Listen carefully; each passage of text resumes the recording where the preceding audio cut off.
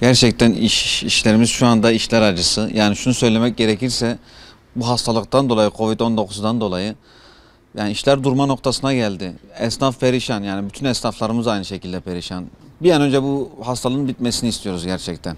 Covid-19'dan dolayı çeklerimizi yani gerçekten ödeyemiyoruz. İşler durma noktasına geldiği için çeklerimizi ödemekte sıkıntı çekiyoruz. Ödemelerimizin hepsi üst üste binmiş durumda. Bu 2-3 aydır ödemelerimizin hepsi üst üste binmiş durumda. Yani ödemelerimizde sıkıntı çekiyoruz. Yani hastalıktan dolayı Ramazan bayramında beklentilerimiz yani olmadı. Gerçekten de beklentilerimizin altında işler oluyor. Şu anda işler durma noktasına gelmiş. Ramazan'ın hiçbir katkısı yok bize.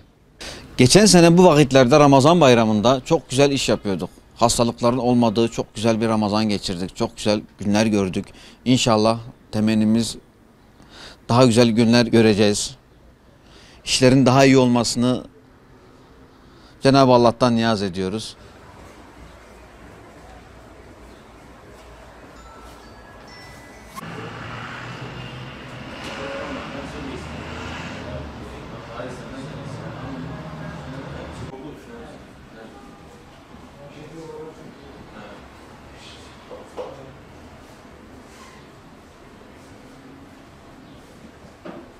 Şu an normalde hem ödemeler bakımından, hem personel bakımından, hem kira bakımından çok büyük sıkıntılar çekiyoruz. Zaten çekiyorduk, bu 3 ay boyunca da çekiyoruz. Onun dışında bu bayram arefesinde herhangi bir beklentimiz vardı. 3-4 gün inşallah daha iyi olacak durum beklerken Cumhurbaşkanımızın açıklamasından sonra işler biraz daha düştü. Durum biraz daha kötüye gidiyor. İşte Cumhurbaşkanımızın açıklamaları vardı. Nisan, Mayıs, Haziran bu ödemeler, senet, çeklerde herhangi bir işlem görmeyecek, herhangi bir cezai işlem olmayacak diye, ama biz bankalarla görüştüğümüzde bankalar bunun aksini söylüyor. Yani yansıyacağını söylüyor.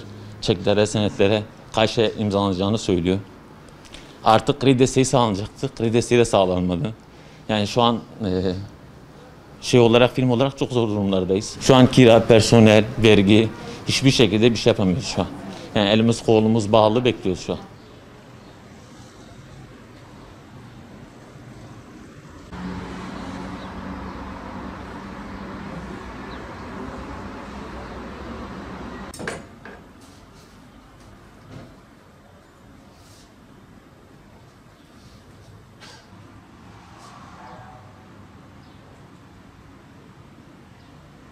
Ramazan beklentimizi hiçbir şekilde şu anda karşılamadı. Kalan şu son 3-4 gün içerisinde yaptığımız herhangi bir iş yok maalesef ki. Kiraları ödeyemez olduk. Ödeyemez duruma geldik. Yani özellikle bu bayram ayının bayrama 4 gün kala sokağa çıkma yasağı olması bizim için daha kötü bir şey.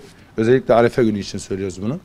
Arefe günü bizim en iyi iş yaptığımız günlerden bir tanesi olduğu için özellikle Arefe gününün sokağa çıkma yasağı olmasından dolayı biz gerçekten mağdur durumdayız şu anda. Zor durumdayız. İş yapamıyoruz. Piyasada kimse yok. İnsanların çıktığı yok dışarıya.